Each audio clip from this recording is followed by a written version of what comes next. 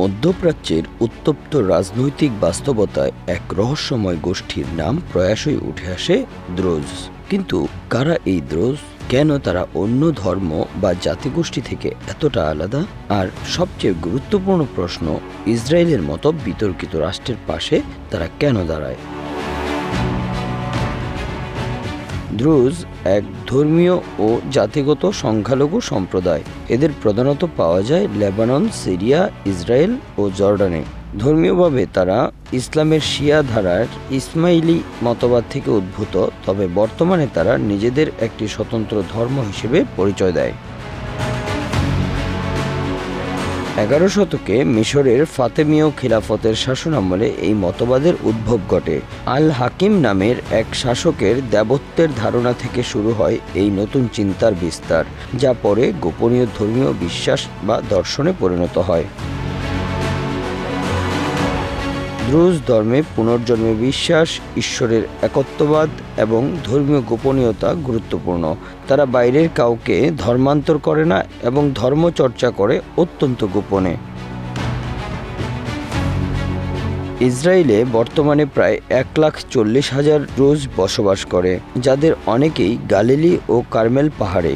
আশ্চর্যের বিষয় হলো, এই মুসলিম শেকড়ের সম্প্রদায়টি ইসরায়েলের সঙ্গে এক ব্যতিক্রমী সম্পর্ক গড়ে তুলেছে। 1956 সাল থেকে ইসরায়েলি দ্রুজদের জন্য সামরিক নিয়োগ বাধ্যতামূলক। তারা অন্যান্য ইসরায়েলিদের মতো সেনাবাহিনীতে যোগ দেয় এবং বহু গুরুত্বপূর্ণ পদেও থাকে। অনেক দ্রুজ ইসরায়েলের পুলিশ, বিচার বিভাগ ও রাজনীতিতে গুরুত্বপূর্ণ ভূমিকা রাখছে।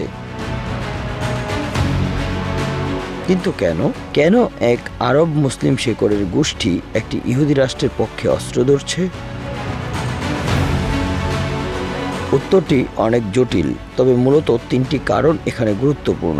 প্রথমত, নিরাপত্তা ও রাজনৈতিক বাস্তবতা। মধ্যপ্রাচ্যে বহু যুগ ধরে দ্রুজরা বড় বড় সংখ্যাগরিষ্ঠ গোষ্ঠীর দ্বারা নিপীড়নের শিকার হয়েছে। ফলে তারা যে দেশেই থাকুক না কেন, সেখানে নিজেদের নিরাপত্তা নিশ্চিত করার জন্য সেই রাষ্ট্রের প্রতি আনুগত্য দেখায়।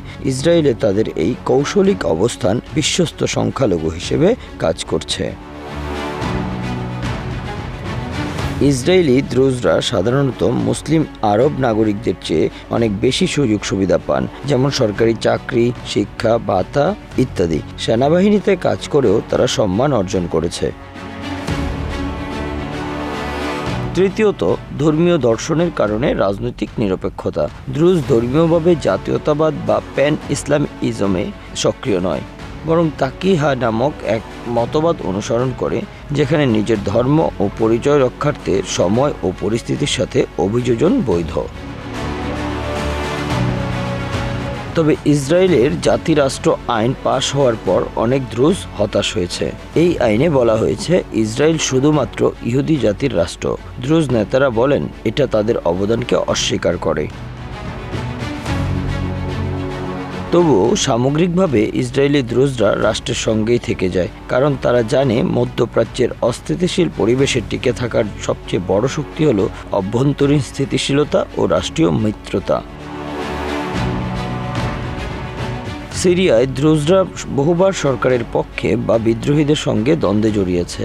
লেবাননে তারা একসময় রাজনৈতিক বড় শক্তি ছিল, এখন কিছুটা দুর্বল। কিন্তু ইসরায়েলের দ্রুজরা একটি মডেল, যেখানে সংখ্যালঘু হয়ে থেকেও রাষ্ট্রের মূল ধারায় জায়গা করে নেওয়া সম্ভব। Bangla affairs news desk.